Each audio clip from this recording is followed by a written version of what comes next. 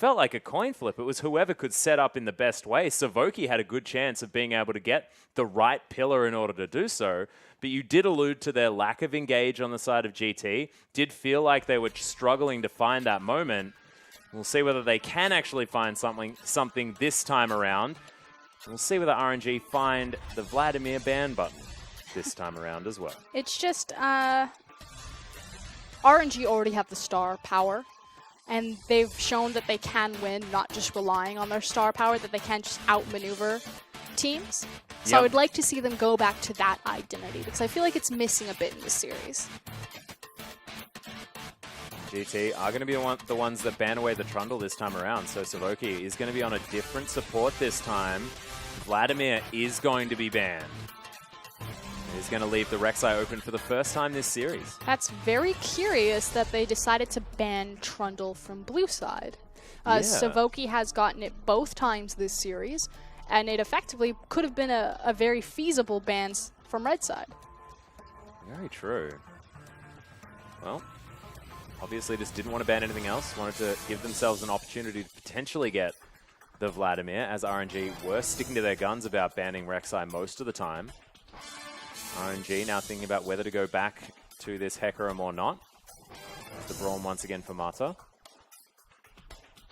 They did win the last game, and so 2 pieces of that puzzle now already locked away. And where RNG did do a good job is kind of understanding where their win conditions were around Hecarim in the early game. Yep. Again, constantly using that ultimate bottom, trying to sync it with the teleport timers. Just Game Talents had really good responses to minimize the execution there from RNG. So do give them props from that. They definitely had the right idea, just were unable to make it click. And now Game Talents with some opportunities for themselves here. Ezreal being looked at. Of course, Karma now an option as Savoki doesn't have his Trundle available anymore.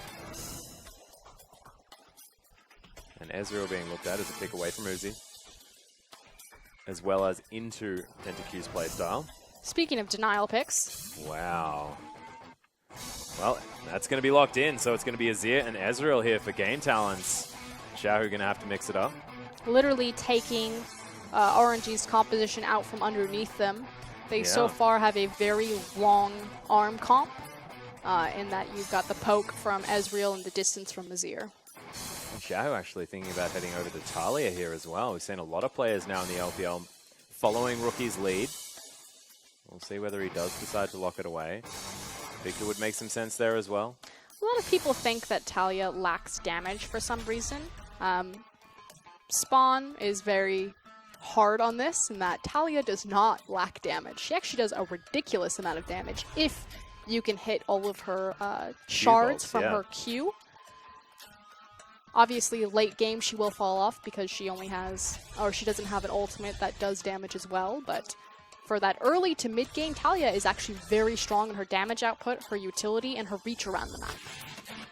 Well, she's not going to be locked in just yet, but of course that Swain can go towards the top side of the map. MLXG, of course, sticking to the Ghost and Smite. Very flexible comp at the moment here for RNG. They can switch everything around. Much stronger draft this time around from RNG, already out of the gate. Like you said, they have a lot of flex picks. You're not quite sure where everything's going to go. They can pick a jungle, mid, or top laner as their final pick. I was expecting Tahm Kench if Trundle was banned. He's letting me down with his Morgana hover. Savoki. I was really hoping for it, because they've already got the extra global presence of the Rek'Sai as well. Imagine it. Be very cool. But PentaQ thinking about grabbing the Trundle here for Gimgoon. Sorry, the Rumble. Not a Trundle. Trundle's banned. Would be a lot of damage, but no. It's going to be the Maokai. Gimgoon back onto a big tank. I actually really liked the Rumble pickup, especially if that Swain goes into the top lane, but I think that Maokai is certainly a safer pick, again, if you're denying a lot of AoE magic damage. Yeah. Which the Swain will output. Again, this is 6.13, so Swain's ultimate has been nerfed from 10 seconds to 20. Yep, once you toggle that one off, of course. Marta now thinking about which player's champion he wants to actually lock in, where all of these champs are going. I have a feeling that the Swain could be towards the top side of the map. We will see. Will be a lot of magic damage. if this Victor's locked in, however. I want Xiaohu to go to the Z, something like that. I mean, they have the magic damage insurance of the Swain. Pick an assassin, go to town on Republic.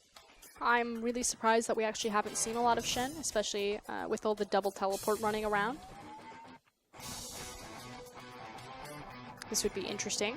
Oh, no, it is going to be the Talia, so Xiaohu heads over towards it, and we'll see whether he's going to have more success on this champion than Otto did in our first series. Looper is going to be taking that Swain towards the top. So it's cool that with RNG's final pick that they're able to kind of reveal where all of their lanes are. Yeah. Especially because they force Game Talent's hand into taking the Maokai as opposed to the Rumble. I actually really like Rumble into Swain just because Rumble's one of the few champions that will have even wave pushing, if not more wave pushing ability than Swain, and so he won't be bullied underneath a tower where Swain is really dominant just because he'll be able to keep that creep wave either even or shoving Swain in. There's also the fact that Swain's, I guess, health regen helps him out after champions have sort of tried to get burst onto him, and then he just turns into a bird and trades back really nicely. However, Gimgurn on the Rumble, he's not worrying about mana. He's not worrying about things like that, and has a lot of consistent damage, especially if you can get those silenced auto attack smacks into the back of the head. Exactly, but because RNG were so much smarter in the draft, probably the smartest that they've been all series, they're able to get the Swain into the Maokai matchup, and we'll see if Looper can exploit this. Yeah, we'll see if it pays off as the coaches shake hands. Let's get into game number 3 of GT RNG.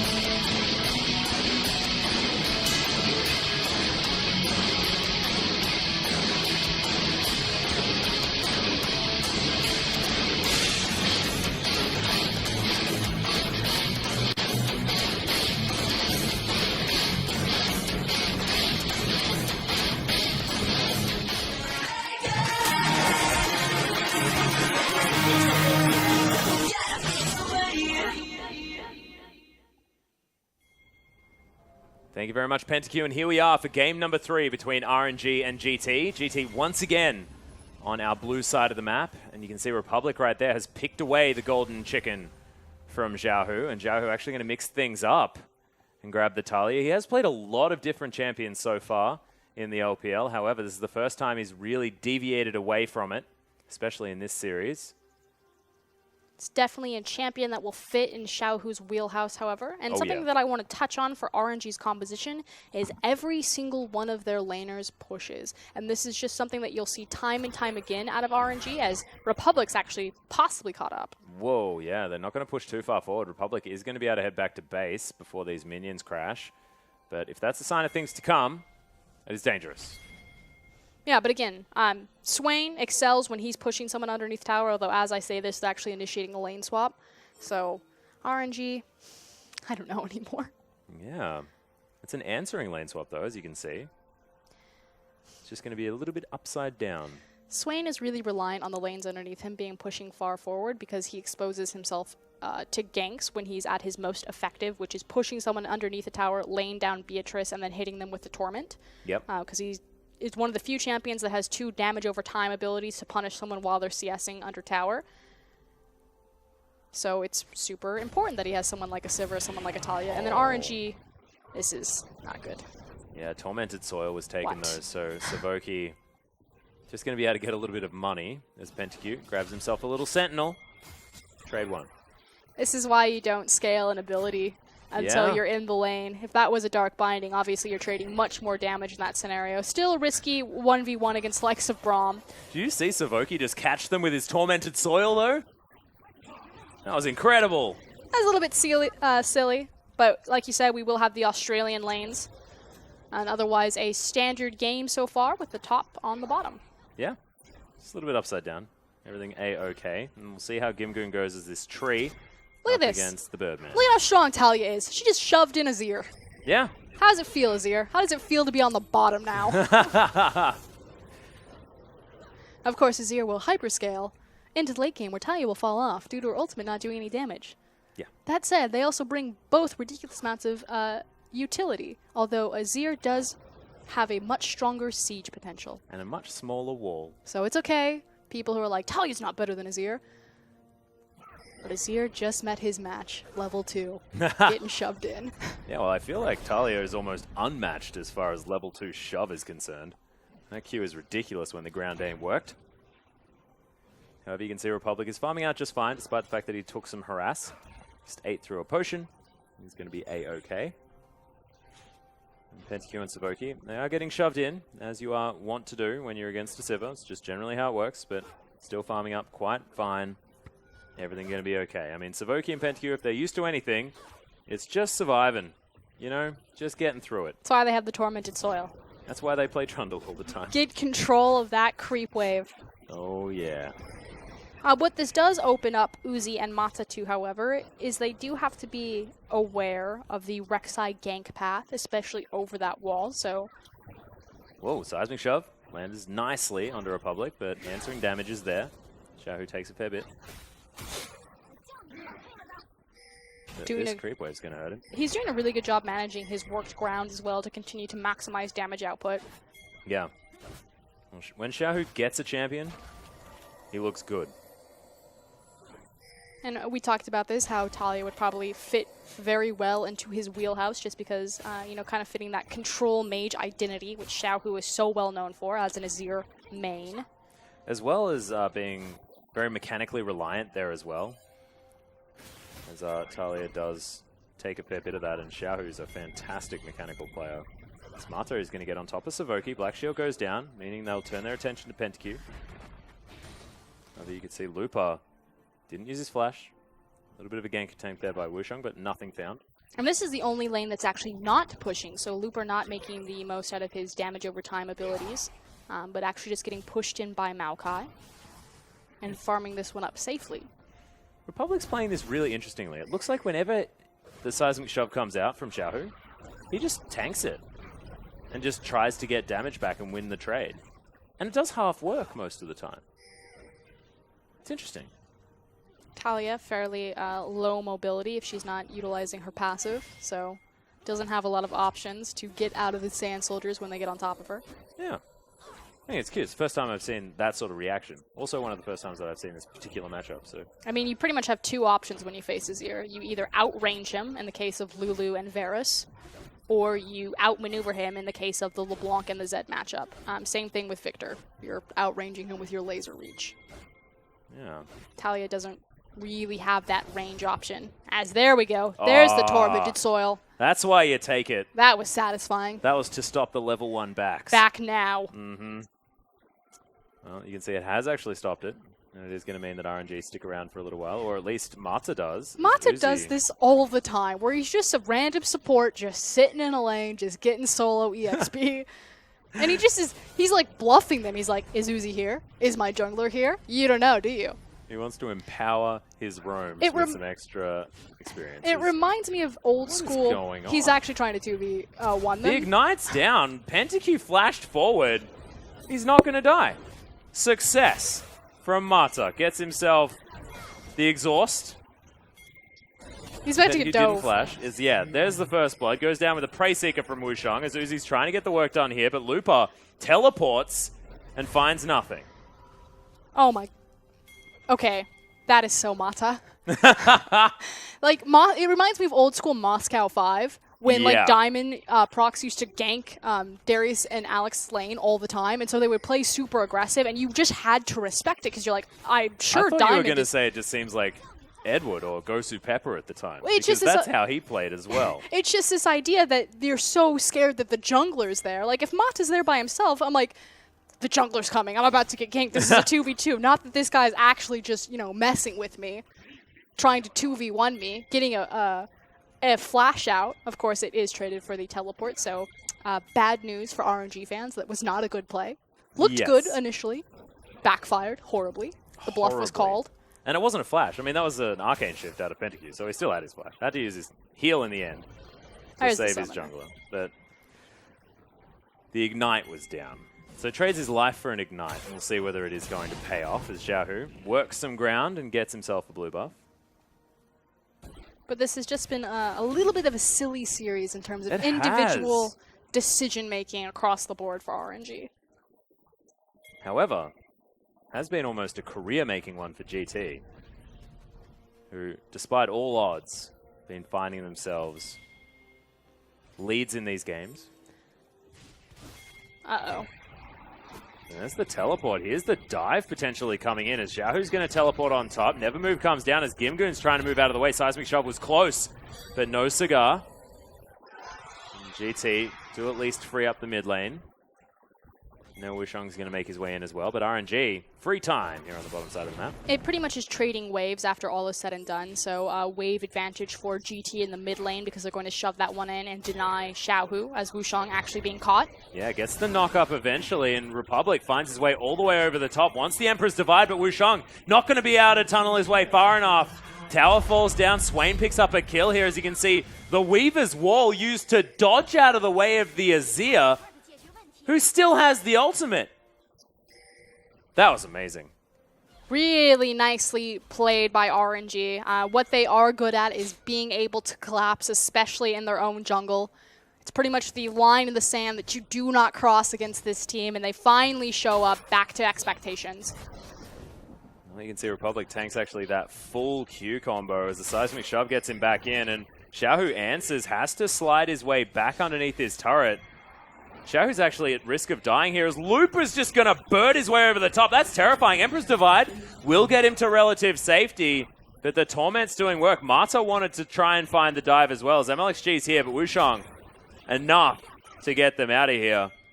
However, when you're talking about minion waves, things are looking good for RNG, although the gold is entirely even. Yeah, after all is said and done, Game Talents do manage to trade the pressure point on the mid lane. No one died, so good Emperor's Divide out of Republic to save his life right there by getting that outer top tower. That said, I did not hit the inner tower, although Uzi is pushing that one back. Yeah, and Uzi's actually been the benefactor of all of this as well. 93 CS to 71. Because he's just been able to pick up all of this sideway farm, and now Gimgoon and PentaQ actually sharing here on the bottom side as they want to be able to shove through and grab this turret if they can. Savoki already playing, I guess, I don't know, provisionary. And what's important is that Republic would actually be in a very similar scenario that Uzi is in terms of his CS lead, but because RNG threw so many members at him and diving that tower, they actually evened up the difference between the mid laners. Yeah. So, all in all, RNG do come out on top, and we're now going to try and trade a bottom tower, and Uzi is actually migrated towards the mid lane. Well, there's a twisted advance as Loop has been possibly caught out. Wushong's making his way in as PentaQ gets the Arcane Shift across. Ventral Maelstrom does pop, and Gimgoon doesn't have a lot of mana left over. And in goes MLXG. He's got the ultimate if needed, as now they're underneath RNG's turret. Looper will fall down, but is anyone going to die to this turret? Not just yet, as GT are trying to escape. MLXG over the top. Savoki is going to be the casualty here, as there's the Weaver's Wall one more time, and Xiaohu going 1 versus 3. Gimgoon's backing. Oh my god, he survived. The nerves of steel right there. Oh my goodness.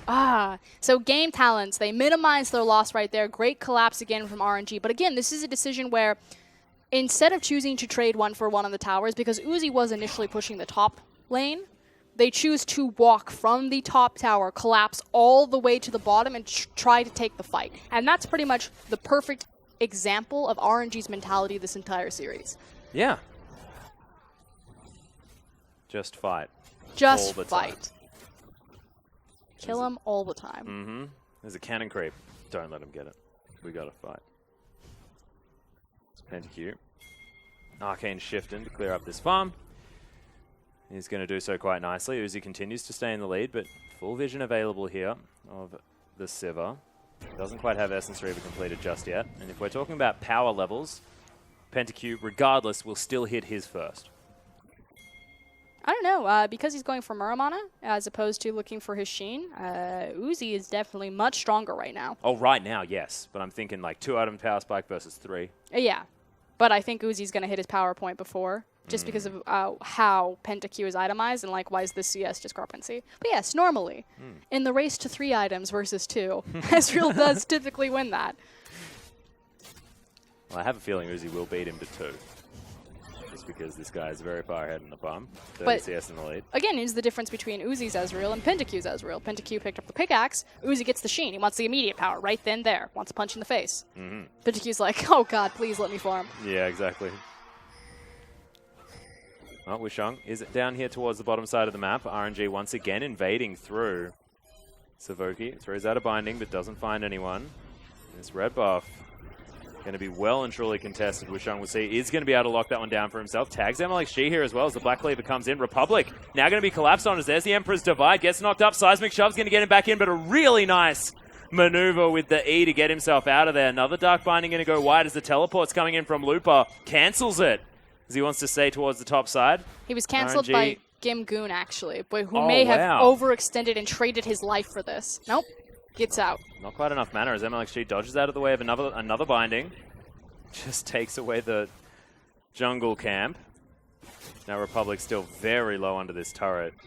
But RNG are so keen to fight because Uzi is that much stronger than Ezreal right now, which is why they're consistently playing around that lower quadrant of the map, not only for the red buff timer, but the fact that my Sivir is stronger than your Ezreal right now. If this comes to a 4v5 or a 4v4 or a 5v5, we can beat you. Yeah, damn right. Uzi now Essence Reaver in hand.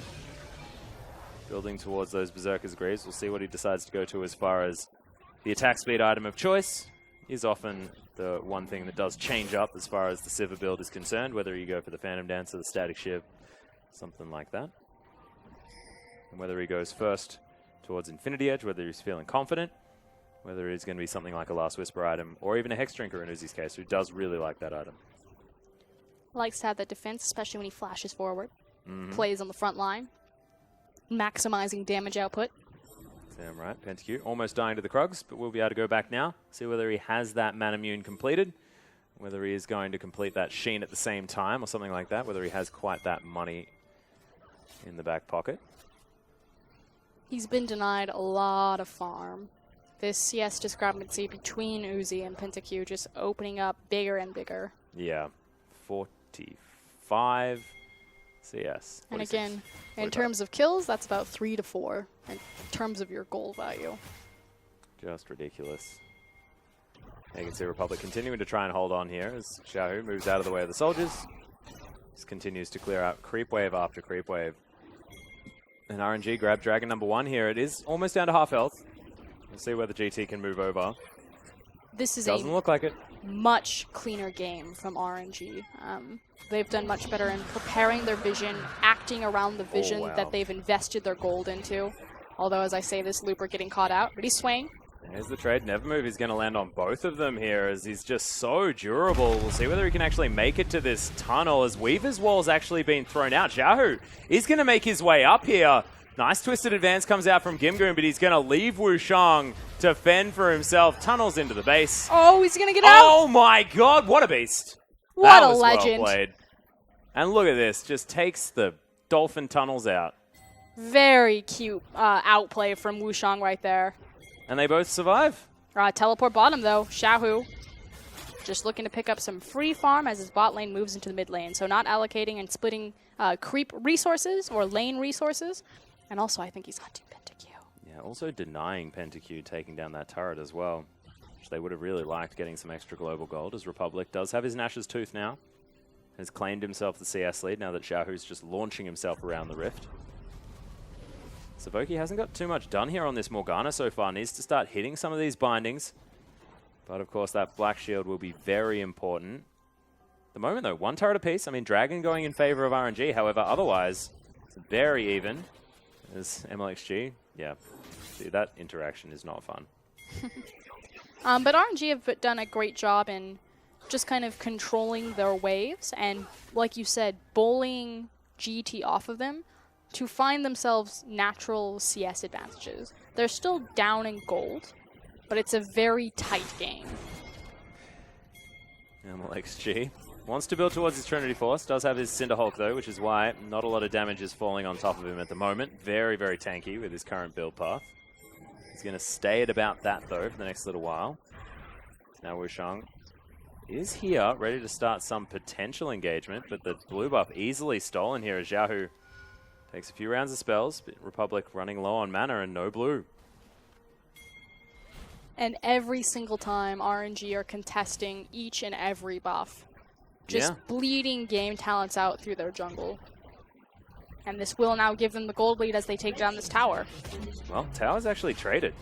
So, game talents ahead for the next couple of seconds. Blue buff is going to be traded over. So, even as far as that trade is concerned, I guess in the end, as it all works out. You push through. And this is where things change. Gimgoon is ready. We'll be able to hold on to this wave for himself if he likes. There's 18 minutes into the game. Rift Herald's still there. They can take that if they want. And Republic, oh no. It's like a battery hen waiting in the mid lane. It's not going to happen. Missed opportunity for RNG. See if they capitalize on it. No, they run bottom to fight. This is so bizarre. Yeah, well, there's the Weaver's Wall once again. The flash comes out of Savoki as Wushang's looking for the tunnel opportunity. Actually wants Xiaohu here, as he's also just trying to make sure that no one can get anything done. Savoki's going to fall. And Wushang has bought a fair bit of time, but I'm not entirely sure what for at this stage as Lupa locks him down. Okay, so it works out for RNG because they pick up the kills. But here's the thing. RNG have a window where they know that game talents are on the bottom side of the map because they see that their blue timer has been picked up. And Looper very clearly has vision, and he denies and stops their backs. So you have the call where we can either play to the top side of the map knowing that we have a numbers discrepancy, either the mid lane or the top lane, or even falling back to the Rift Herald if you don't feel confident enough to impact the tower at all or bring the tower into a factor. But instead, RNG continuously, let's just collapse bottom. Let's just take the kills. It doesn't translate into any sort of objective. They don't immediately, swing bottom or swing mid and take a tower. They're just killing people repeatedly. They also lost out on gold there too. It's so strange. Like, you very clearly had the advantage to play the top side of the map. Yeah. Super odd. Super odd. However, Game Talent's probably still going to be okay with this. 2-item power spike now being hit by PentaQ. Republic, well and truly ahead in the farm. Was up by about 30 CS before Xiaohu shoved out this top wave. That's denied Looper a little bit, and Gimgoon feeling pretty comfortable as far as where he is. That Spirit Visage already there, as well as that Balmy Cinder allowing him to control these creep waves a little bit better. Not to mention Vengeful Maelstrom already there. Can clear out a creep wave quite nicely, and Wushang, this guy's farming out the jungle as well as he'd like. Looper taking a lot of damage here from PentaQ. Has to respect the Qs. The True Shot Barrage flies through as well. Wushang looking for the knockup. Gets it there as PentaQ just launches himself forward. And Savoki hits a binding. And PentaQ may actually die to Beatrice. Nope, not going to this time. Manages to survive the bird. Picks up a pick. But meanwhile... Yeah, Gimgoon actually getting aggressed on towards the top side of the map. However, RNG have found GT here, and Republic gets destroyed. The teleport coming in from Gimgoon. As you can see, PentaQ off to the side. He's very, very low. Wushang has got the aggression. As MLXG's going to get caught, PentaQ uses the E for damage at such low health. Nice spell shield from Uzi, as Marta gets tagged as well. Here comes Talia. Yeah, Weaver's Wall gets him over to the side as Savoki's the target. Fantastic shove. And Savoki's going to get locked down. Gimgoon grabs the kill in the back line, though, as PentaQ takes down Uzi. Teleport comes in from Looper. And PentaQ, yeah, Beatrice is going to be your death this time around. But such a messy fight. And in the end, I think it went even. And it's just pocket gold. Again, these fights don't really mean anything in terms of advantage around, say, the upcoming dragon or a tower. Right now, RNG just kind of going back, resetting their map. It will be an Infernal Drake in the next 6 seconds, so both teams do need to rush to this spot and start setting up their vision. But that was for funsies. Yeah, but it looked fun. This also means that a ton of key ultimates are also down, coming into a potential 5v5. So we may see a scenario where teams just kind of silently pressure themselves off of vision, but may wait to pull the trigger. There are a lot of really low cooldown ultimates here as well. Republic's is already back off. We do have the Soul Shackles almost there for Savoki as well. It's pretty much RNG that are being punished. You have Onslaught of Shadows down, Talia ult down, and Mata's ult down. So game talents, if they want to pull the trigger, now is the time. Yeah, well, haven't really counted that one out just yet, as Gimgoon going to shove up this mid wave. See who answers that, as Wushang looking for Mata or Xiaohu. Mata just walking over.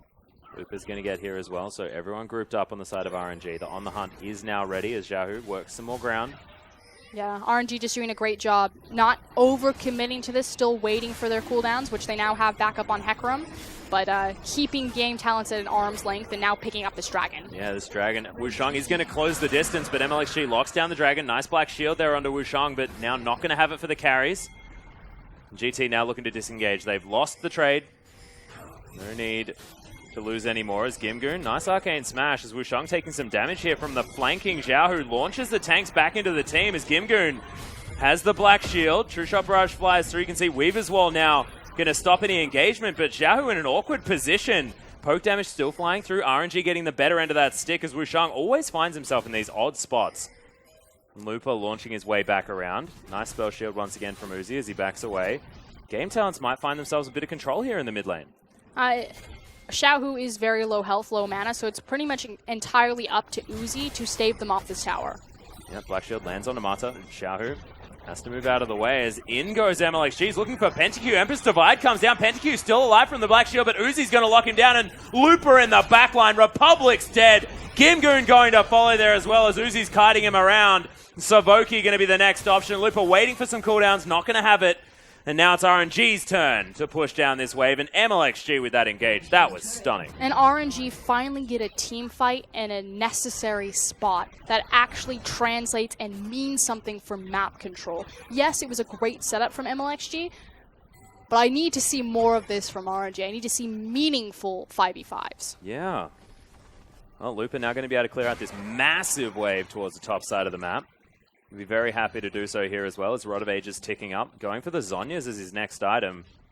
Not respecting the multiple sources of magic damage. Wanting to make sure that he can stave off Wushang and PentaQ. And also have that stasis, which is probably the most important part. The armor not necessarily a thing that you really worry about too much for Zhonya's. Should be noted in terms of itemization that Uzi is one step closer to his magical Infinity Edge, so looking for about 1,500 gold, possibly a little bit less, depending on how much he's got in his back pocket. It's about 14-15, I think. It's 14.25. Is it? Yeah. Oh, you're the AD carry player. If I play AD carry, I play Mordekaiser. I just rounded up for... I like it. Wushang getting himself out of here. Oh, segues into a pink ward very nicely. The binding is going to get him out. But RNG... now with about a 1,300 gold lead. They do almost have the Trinity Force on MLXG, who did take a bit of a detour, grabbed himself the Spectre's Cowl, and I respect that a lot. And Looper now has the Zhonya's here as well, so scary stuff. Big spikes for RNG. Yep, which is why they're so confidently moving into the top side of the map and placing their Baron vision. So in the previous series, they were maybe a bit over-eager, a little overzealous on taking this objective, but definitely in the driver's seat right now. Understatement of the series, I think, Frostgrain. It's okay. We're climbing back. I kind of feel there just has to be, Demacia Cup happen. They're just like, let's just style on people. Because I feel like there's glimpses of the elite RNG, and then it just kind of turns into this, let's just kill them. Yep. Like meaningful fights versus like stylish ones. Like, yeah, we could. But no, let's just go. Let's have some fun. Guys, I'm playing Talia. Well, Xiaohu is actually playing fantastically well in this Talia at the same time. He's had some pretty cool ultimates and definitely understands this champion mechanically very well. So first time playing it in the LPL, but has definitely been grinding this one in the solo queue. Yeah, and also RNG must be scrimming with it as well because the team knows how to work with that Weaver's Wall at the same time. Understands where Xiaohu is going to be placing it. Mata, of course, able to direct him as he probably would. There's another one. Xiaohu going to block off PentaQ. Does have, of course, the E in order to get himself forward. Actually going for the 1v1 as the exhaust goes down. Mata to save the day, but Xiaohu's still going to fall. The Mystic Shot picks him up, and now GT are here. They get the wall in as well. Uzi has to flash over, but in goes Gimgoon and picks up the AD carry. Swain takes down the mid laner. So now it's just tanks, supports, and junglers going at each other. As Looper's the only real source of damage. MLXG, I guess, is here with his almost Trinity Force, but RNG theoretically win the fight. Caster Curse strikes again. Last series, we're talking about game talents, how they can feasibly 2-0 RNG. They just get smashed in a last team fight. We're talking up Xiao, who's really good pressing his buttons. Speaking of pressing buttons. Yep, we got a lot of them being pressed here. Savoki's going to make his way through as well. You can see Swain still on the top side. It looks like GT with a numbers advantage want to take this one down. Teleport's going to come in. They're not going to be able to kill the turret in time as now RNG looking for the re-engage. This is the little team fight that could here with all of these high damage champions missing, but Xiaohu's going to make his way around. Will he be able to land the bolts onto Savoki? No, he's not. The twisted advance gets in. No seismic shove. Never move comes down. Gimgoon says, I never wanted to anyway. And everyone just backs away. We're fine. It's chill fine. out. Dragon comes up in a minute.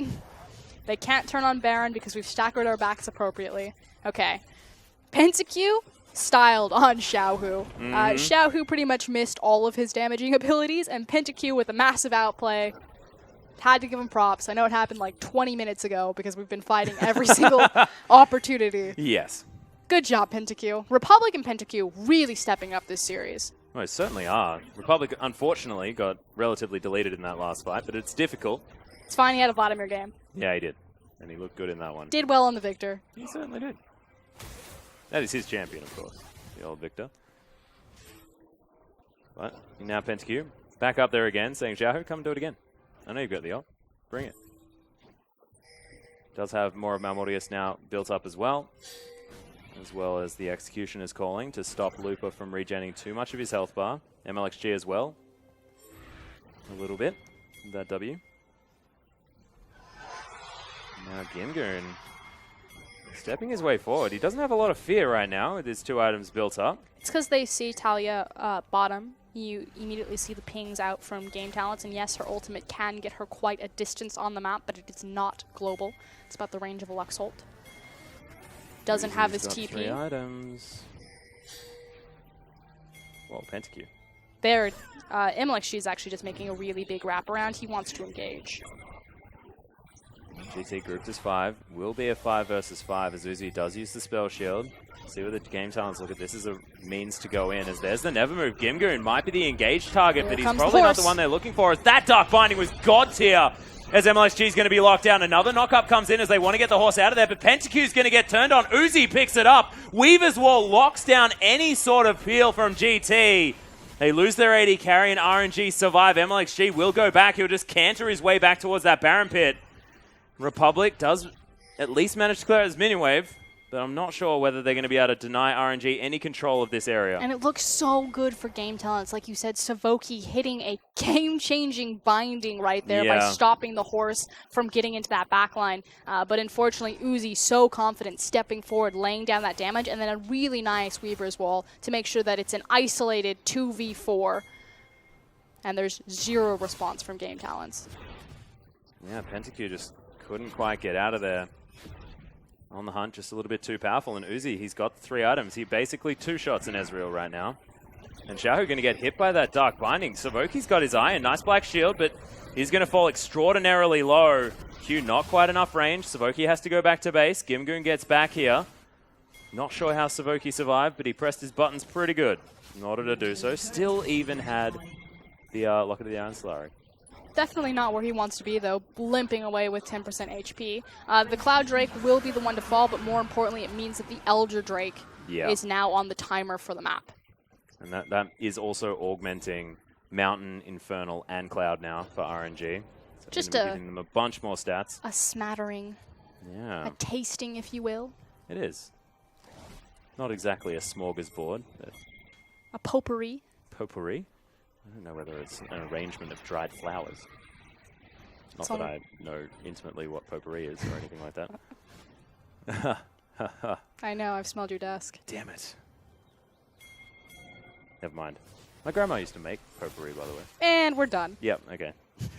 Xiaohu looking to clear out this top wave. No, he's looking to kill Pentakill. He doesn't care about the creep wave. Who kills who in that matchup? I'm pretty sure Pentakill does pretty well. And I'm pretty sure Xiaohu doesn't care. Needs to prove himself. Wushang takes a lot of damage from Uzi, but he's pretty tanky right now. At least has the Warden's Mail now built up. Guardian Angel almost there for Gimgoon. Look at them hunt him. Yeah, they want to kill this Ezreal real bad. Oh. Now moving back to this creep wave. Goodness me, Pentakill, you are playing with fire. Technically ice. Okay, good point. MLXG, though, has gone back to farming his jungle, so moment of respite. Yeah, most definitely. And Wushang now able to clear out some vision. Xiaohu sort of off him no man's land here in the river. As GT looking to set up. And what are their options? They're down by 2,000 gold. GT haven't won a fight in the last little while. True Shot Barrage going to scan things out. They need to get them into a choke point, so they need to survive the initial engagement as Republic and Looper walk into each other. We're fine. We're cool. They need to survive the initial engagement of Hecarim and then just funnel people into a choke point and stall out long enough for Azir to do Azir things. Well, the Azir had half health here as well as when I last checked. Has both of his summoner spells. We've got a couple of heals here for GT as MLXG over to the side. Penta-Q. Snags him with the Mystic Shot, but at the moment it's like both teams are testing the waters. It's so concerning because the longer a team fight goes on... Weaver's Wall. Savoki going to get shoved back in. That pick-off was fantastic. Now has to use the Locket as Penta-Q finds his way over. Nice heal to try and save his support, but he doesn't get it. Xiaohu in trouble as Penta-Q launches his way over. Is able to pick up the kill, but is it enough as Uzi's in exactly the right position here towards the back of the fight? Boomerang flies through. Gimgoon tanking as best he can, but Onslaught of Shadows locks down the tree. Does, of course, have the Guardian Angel, but he's going to die.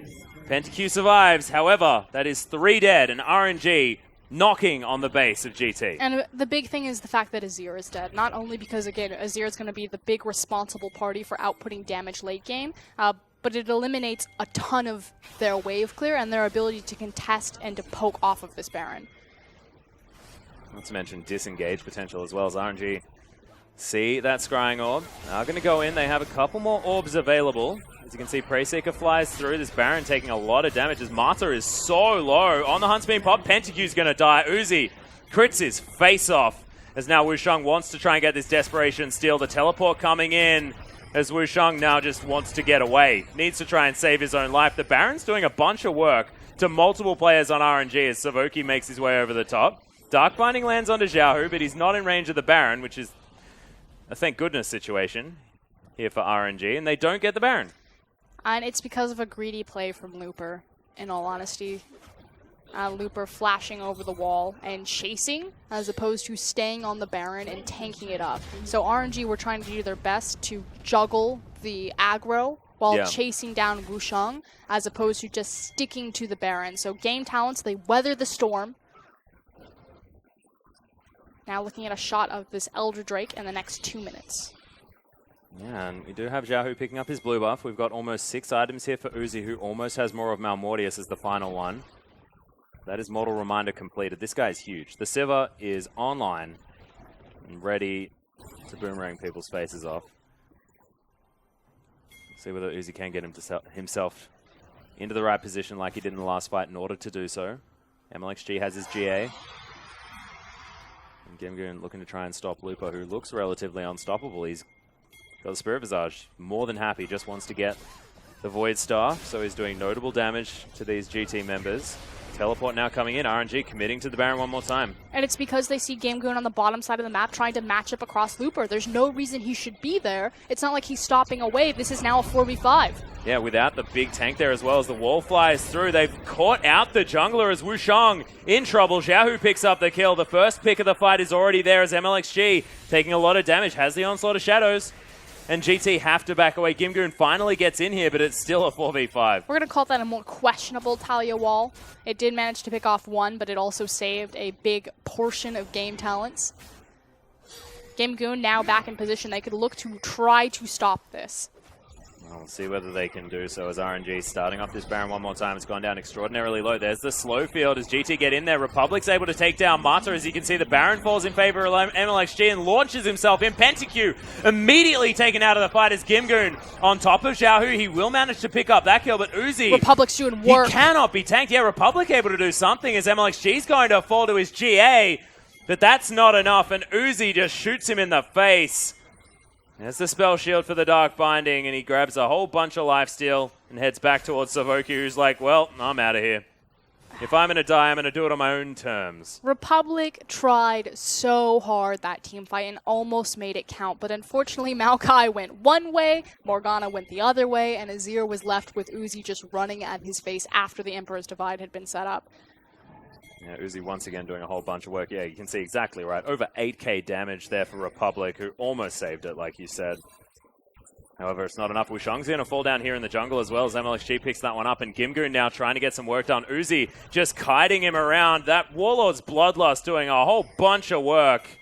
as well as that Phantom Dancer helping out. And Uzi, when he gets to this late game stage, he just knows that he can't be bested in mechanical outplay. And people don't typically think of Uzi as a Sivir player, but in 2015 when he was playing for OMG, he was almost exclusively a Sivir player, and that's when Uzi really matured and branched out from just being the superstar, selfish AD carry to being a team-oriented, legendary god. Yeah.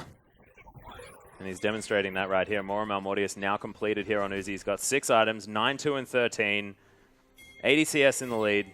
What more could you want out of your AD carries? RNG able to move over to a potential Elder Drake, or just use this Baron buff to push down and break down these turrets. As well coming in one more time as Republic caught out of position completely. That's just a party. Yeah. And he is definitely crying. He's definitely invited, though, which is good news. As Savoki has his Dark Binding dodged in an awkward way there by Lupa. And RNG now pushing down this turret. The mid lane is going to be the focus, and RNG will not be stopped. Look at the damage out of Uzi.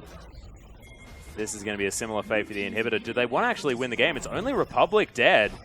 But GT are missing so much of their AoE damage. The Nexus turrets are the focus. Savoki now in trouble as well, as Uzi really wants this kill. Fantastic spell shield comes in. He gets knocked up by Wushang, but that's like 4 crits, and the Rek'Sai is going to die. Gimgoon getting caught out by the rest of RNG.